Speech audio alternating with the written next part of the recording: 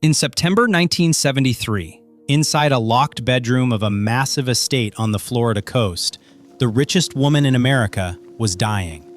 She was not draped in 100-carat diamonds or sable furs. Marjorie Merriweather Post lay surrounded by the deafening silence of coral stone walls, gasping under the weight of her own creation. She had built this 128-room castle as a monument to eternity, but it had morphed into a gilded crypt. Outside the windows, the Atlantic Ocean roared with indifference. Inside, the only sound was the rhythmic ticking of clocks and the hushed whispers of a dedicated staff of 70. A woman who once commanded a fortune of $250 million, nearly $2 billion today, was the steward of a legacy she hoped to gift to the American people as a presidential retreat. This is the dark history of Mar-a-Lago that the brochures ignore. To understand the Mar-a-Lago original owner story is to understand how a legacy becomes a parasite. The tragedy of Mar-a-Lago wasn't built on comfort. It was built on the terrifying inertia of old money. Long before the headlines of today, the Donald Trump Mar-a-Lago history began with a dream that turned into a financial nightmare. To see what happened to Marjorie Merriweather Post and to witness the downfall of America's greatest heiress, we have to go back exactly 100 years. We have to return to the dusty factory floors where the smell of cheap grain mixed with a predatory thirst for power. Chapter 1. Genesis of Greed. It did not begin with refined manners. It began with a nervous breakdown and a recipe for fake coffee. C.W. Post was not an aristocrat. He was a broken adventurer with a fractured psyche who found himself in the Battle Creek Sanitarium at the end of the 19th century. The facility served tasteless food and preached total abstinence. Post realized something profound. You can make millions by weaponizing guilt and the human desire for health. In 1895, he invested $78 in second-hand roasting equipment. His product was called Postum. It was nothing more than wheat and bran flavored with molasses, but he marketed it as a cure for every ailment known to man. This was pure marketing, masquerading as medicine. Within 7 years, his net profit reached $1 million annually. He wasn't just selling cereal. He was creating a brand dependency. When he put a bullet in his head in 1914, his only daughter Marjorie inherited more than a company. She inherited a money-printing machine that showed no mercy to its rivals. She was 27 years old. She was the most powerful woman in the world, and she was just getting started. Chapter 2. Building the Monopoly. Marjorie Post was never intended to be a mere socialite. She possessed the icy composure of an auditor and the instincts of a shark. In the 1920s, she initiated a series of aggressive acquisitions that today would be classified as corporate raiding. She didn't just want to compete. She wanted to own the entire grocery store. She hunted down small producers of frozen foods and sweets, folding them into a massive conglomerate called General Foods. She understood the mechanics of scale. If you control the shelf space, you control the housewife's wallet. By the mid-20s, her empire was generating millions in annual dividends, cementing her status as the wealthiest woman in America. She lived in a reality where the dollar carried the weight of gold, and her empire fed the entire nation. It was a massive, diversified food conglomerate disguised as a breakfast box. While her competitors went bankrupt, Marjorie ordered a private railway car finished in rare woods, so she would never have to touch the reality of the common person. She was a sovereign state in a silk dress. Chapter 3. The Gilded Life. In 1927, Marjorie decided she needed a residence that matched her ego. She chose a narrow strip of land between the Atlantic Ocean and Lake Worth. This was the birth of Mar-a-Lago. The construction cost reached $7 million at the time, which exceeds $150 million in today's currency. This was not a home. It was a fortress of vanity. Walls were covered in gold leaf. Antique tiles from the 15th century were stripped from Spanish castles and shipped across the ocean. 3,000 feet of coral stone were carved by hand. She employed an army of 300 servants. Every dinner was a choreographed theatrical production. Menus were printed on parchment. Guests ate from plates that once belonged to the Russian czars. She was a queen without a kingdom, and Mar-a-Lago was her throne. But this grandeur had a lethal side effect. The house demanded blood. The maintenance costs alone reached $1 million every year. Marjorie had created a financial black hole that began to slowly pull her empire into its center.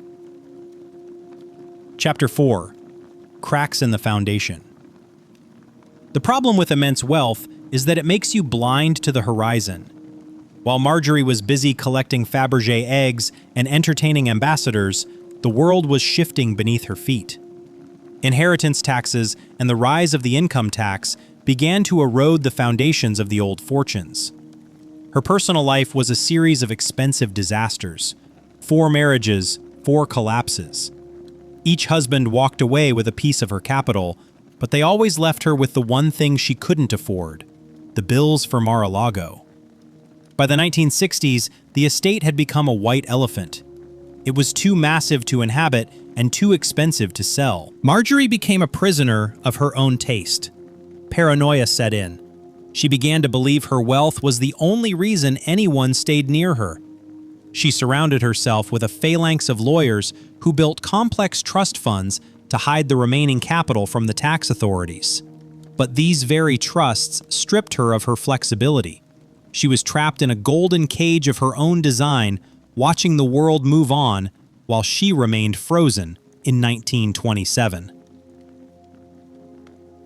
Chapter 5. The Collapse. By the early 70s, Mar-a-Lago was a financial nightmare. Marjorie Post attempted a desperate maneuver. She offered the estate to the United States government as a gift. She wanted it to become a winter White House for presidents. She believed this would save her legacy from being forgotten. But the government looked at the numbers and walked away. The costs of security and maintenance for this monument to excess were too high even for the federal budget. When she died in 1973, her will was a legal labyrinth. She left the house to the state, but the state returned it to her daughters a few years later because they couldn't pay the electric bills. The heiresses, realizing the house would destroy their own fortunes, put it on the market. But no one wanted this crypt. The price crashed. The grandeur had become a liability. In the end, the estate that cost hundreds of millions was sold for a fraction of its value, less than $10 million, to a man who turned it into a private club and effectively erased the Post name from the facade. Chapter 6. Autopsy of an Empire. Where did the money go? It didn't vanish. It simply redistributed itself into the accounts of lawyers, auction houses, and tax collectors. Marjorie Merriweather Post made the fatal mistake of old money. She believed that bricks and gold were more important than adapting to reality. Today, Mar-a-Lago is known as a political headquarters and a symbol of a different kind of power. Almost no one remembers the woman who spent her life trying to fill these rooms with meaning. Her collection of Russian art was scattered to the winds.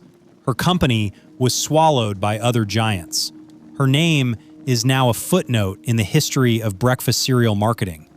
She was the last of a breed of titans who believed a castle could protect them from time. But time always collects its debt, especially when you build your walls out of stone that is too expensive to keep standing. Money is not just freedom, it is gravity. The more you have, the harder it pulls you toward the earth until you are buried under your own greatness. The story of Marjorie Post is a warning. In the end, even the purest gold turns to dust if there is nothing behind it but pride. If you want to know how other dynasties lost their billions chasing immortality, subscribe to the channel. We continue to unlock the vaults of history. Chapter 2: Building the Monopoly. Marjorie Post did not intend to be a socialite playing with paper dolls. She possessed the icy composure of a forensic accountant and the hunting instinct of an apex predator. By 1920, she realized that inheriting a fortune was a liability unless that fortune was weaponized. She looked at the American kitchen and saw a battlefield. Her strategy was simple and devastating: horizontal integration through surgical aggression. She didn't just want to sell cereal. She wanted to own the entire grocery aisle. She began a series of hostile takeovers that would make modern venture capitalists tremble. Marjorie targeted small, innovative companies that owned patents her empire lacked. In 1925, she set her sights on a small-time inventor named Clarence Birdseye. He had perfected a way to flash freeze food, a technology that would eventually kill the traditional butcher shop. Marjorie didn't negotiate, she absorbed. She paid $22 million for the patent, a sum that today would exceed $340 million. This was the birth of General Foods. It wasn't a company. It was a vertically integrated machine designed to extract every possible cent from the American consumer. By the mid-20s, her personal wealth was expanding at a rate of $50,000 every single hour. To Marjorie, money wasn't currency. It was a scoreboard. She understood the brutal mechanics of scale. If you control the shelf space, you control the housewife's wallet. If you control the distribution, you control the nation's diet. She treated competitors like minor inconveniences to be steamrolled. Under her direction, General Foods swallowed brands like Maxwell House, Jell-O, and Baker's Chocolate. Each acquisition was a brick in a fortress that made her untouchable. While the rest of the country struggled with the fluctuating costs of living, Marjorie lived in a vacuum of compounding interest. She was presiding over a monopoly disguised as a breakfast box. Her life became a series of logistical triumphs over reality. She ordered a private railroad car, the Sea Cloud, built with rare woods and gold-plated fixtures, specifically so she would never have to breathe the same air as the people who bought her cornflakes. She wasn't just wealthy, she was a sovereign state. But as the empire grew, so did the cost of its defense. The monopoly required constant feeding, and Marjorie was about to find out that even $250 million can vanish when you start building monuments to your own ego. She had mastered the art of the takeover, but she was about to meet an opponent that no amount of corporate rating could defeat: the sheer crushing weight of maintaining a dream made of coral stone and gold leaf. The predator was about to become the prey of her own architecture. Chapter 3: The Gilded Life. In 1927, Marjorie Post decided that the world was no longer large enough to contain her ego. She looked at the narrow strip of sand between the Atlantic Ocean and Lake Worth in Florida and saw a blank canvas for her supremacy. This was the birth of Mar-a-Lago. Construction costs hit $7 million at a time when a loaf of bread cost 9 cents. In today's currency, that is an investment exceeding $150 million for a seasonal residence. It was not a house. It was a fortress of vanity designed to make every other millionaire in America feel like a peasant. The architecture was a fever dream of European theft. She imported 3 train carloads of Doria stone from Italy. She stripped the walls of a 14th century Spanish castle to acquire 36,000 antique tiles. The exterior was built from 3,000 feet of fossilized coral rock, a material that felt more like a tomb than a home. Inside, the ceiling of the Grand Ballroom was a direct replica of the 1,000-wing ceiling in the Accademia Gallery in Venice, leafed in so much gold that the sunlight reflecting off it could literally blind an unprepared visitor. Marjorie did not just inhabit space, She colonized it. She hired an army of 300 servants to maintain the illusion of effortless perfection. Every dinner was a calculated display of soft power. The menus were printed on heavy parchment. The guests ate from service sets that had once belonged to the Romanovs, the very family that had been executed for the same level of excess. She was eating off the plates of dead czars while the American economy began to flicker and fade. She was a queen without a kingdom, and Mar-a-Lago was her throne, built on the steady, rhythmic clicking of cereal boxes moving down a conveyor belt in Michigan. But the grandeur carried a scent of decay. The house was a living organism with an insatiable appetite for capital. The annual maintenance alone reached $1 million. Every morning, a small battalion of workers had to scrub the salt spray from the gold leaf to prevent the ocean from reclaiming the metal. Marjorie had created a financial black hole. It was a masterpiece of dead equity. While her contemporaries were diversifying into emerging technologies and global markets, Marjorie was sinking her liquidity into coral stone and silk tapestries. She lived in a state of suspended animation, surrounded by silent footmen and the heavy smell of expensive lilies. The sheer scale of the estate meant that she could go days without seeing another human being who wasn't on her payroll. This isolation bred a specific kind of madness. She began to view her wealth not as a tool, but as a barrier. The house was designed to keep the world out, but it succeeded too well. It became a gilded cage, where the only thing that grew was the overhead. The social scene at Mar-a-Lago was a meticulously choreographed play, where Marjorie was the only permanent lead. She hosted royalty, diplomats, and industry titans, all of whom marveled at the 3-foot-thick walls and the private beach. They saw a monument to success. Marjorie, however, was beginning to see the receipts. The empire of General Foods was massive, but even a monopoly has its limits when it is being drained by a house that requires the budget of a small city just to keep the lights on. This was the peak of the mountain, but the air was getting thin. Marjorie Post was worth $250 million, yet she was becoming a slave to her own real estate. She had built a monument to eternity in a place where the salt air destroys everything it touches. The gold was starting to flake. The plumbing in the 128 rooms was a labyrinth of constant failure.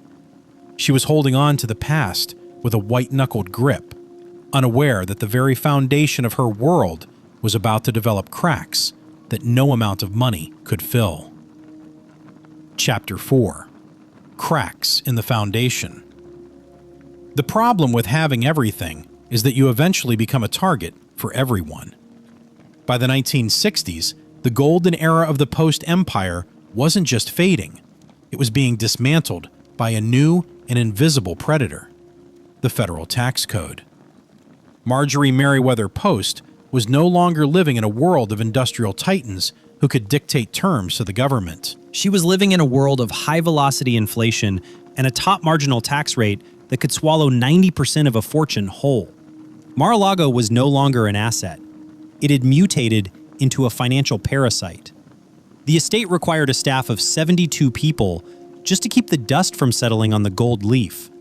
The air conditioning bills alone for the 128 rooms were enough to bankrupt a small town.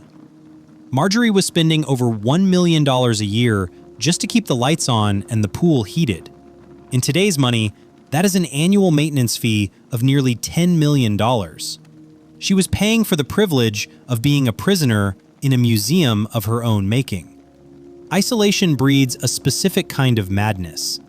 Marjorie began to suffer from a deepening paranoia, a cold realization that every person within the walls of Mar-a-Lago was on the payroll. Her 4 marriages had failed, leaving behind a trail of bitter settlements and legal scars. Her husbands had come for the prestige, but fled from the suffocating weight of her expectations. She began to suspect that her wealth was the only thing keeping her relevant in a society that was rapidly moving toward pop culture and plastic. She surrounded herself with a phalanx of lawyers and estate planners. They created a labyrinth of trusts and offshore accounts, trying to shield the Post Fortune from the Internal Revenue Service. But these legal structures were a double-edged sword. They protected the money, but they froze it. Marjorie lost the ability to pivot. She was locked into a lifestyle that her liquid assets could no longer comfortably support. She was asset-rich and cash-strained, a classic trap for the old guard who refused to adapt. The foundation of the house itself began to mirror her mental state. The Florida humidity was a relentless enemy. It ate at the Spanish silk hangings and corroded the antique fixtures. The salt air from the Atlantic was slowly dissolving the coral stone walls. Every morning she would walk through the corridors, touching the walls as if checking for a pulse, only to feel the grit of decaying stone. The house was quite literally turning back into dust while she was still inside it. She tried to find a way out that wouldn't damage her pride. She offered the estate to the state of Florida, then to various foundations. No one wanted it. The cost of upkeep was a death sentence for any budget. This was the ultimate insult to a woman who had spent 50 years being the most sought-after hostess in America. Her masterpiece had become a white elephant that no one could afford to feed. She began to retreat into the upper floors. The grand parties became smaller, the guest lists more desperate. The silence in the hallways grew heavy, broken only by the rhythmic ticking of 1,000 expensive clocks that all told a different time. Marjorie Post was realizing that she had built a fortress so strong that even she couldn't escape it. She wasn't just the owner of Mar-a-Lago, she was its final, most expensive piece of furniture, waiting for the inevitable collapse of the ceiling. Chapter 5. The Collapse.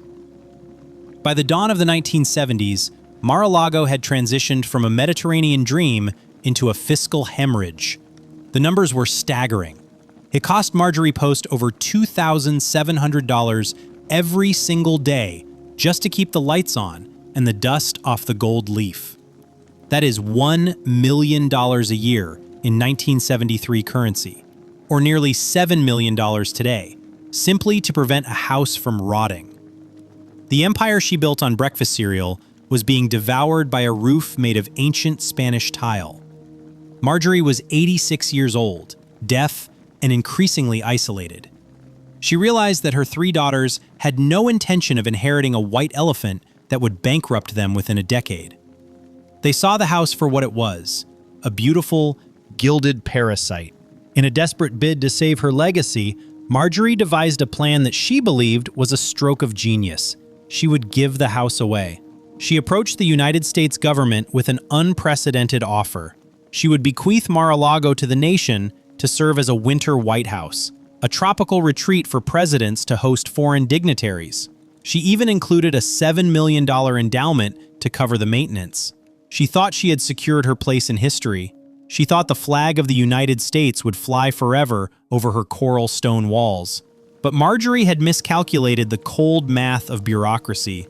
When she died in September 1973, the keys were handed to the National Park Service. The government quickly realized they had been handed a poisoned chalice. The $7 million trust was a joke. It didn't even cover the rising cost of post-Watergate security, let alone the specialized labor required to repair salt-damaged 16th century masonry. While the Nixon and Ford administrations looked at the utility bills in horror, the house sat empty. The air conditioning hummed, cooling empty rooms filled with Roman statues and Russian icons.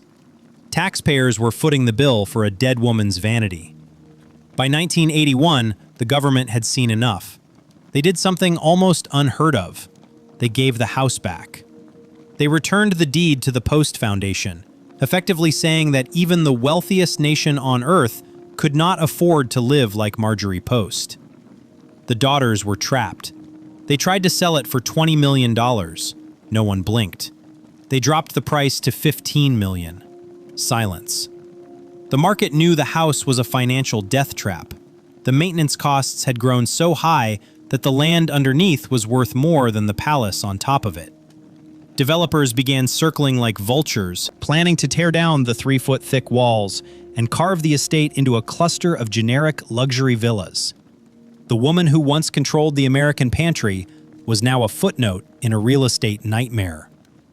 The open loop of her life, the question of whether her wealth could buy immortality, was finally closed.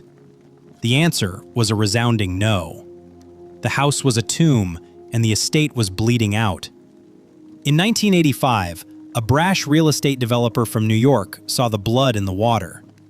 He didn't want the history, he wanted the leverage. He bought the crown jewel of the Gilded Age for less than $10 million, a fraction of its construction cost, and promptly gutted the privacy Marjorie had spent her life protecting. The era of the Post dynasty didn't end with a bang. It ended with a bargain basement fire sale. Chapter 6: Autopsy of an Empire. The money did not simply vanish. Capital of this magnitude rarely evaporates into thin air. Instead, it underwent a process of forensic redistribution. It was bled dry by 1,000 parasitic cuts. We are looking at the ultimate cautionary tale of old money inertia. Marjorie Merriweather Post committed the cardinal sin of the dynastic elite. She believed that physical assets were a hedge against time. She forgot that a palace without a purpose is just a liability with a gilded roof. By the time the dust settled, the Post fortune had been carved up by a legion of high-priced estate attorneys, auction house vultures, and internal revenue service agents. The numbers are staggering. When you account for the maintenance of Mar-a-Lago, the upkeep of her 3 other estates, and the staggering costs of her private security detail, she was burning through millions of dollars just to stay stationary.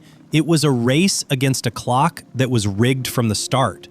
The specialized legal trust she created to protect her wealth became her straitjacket.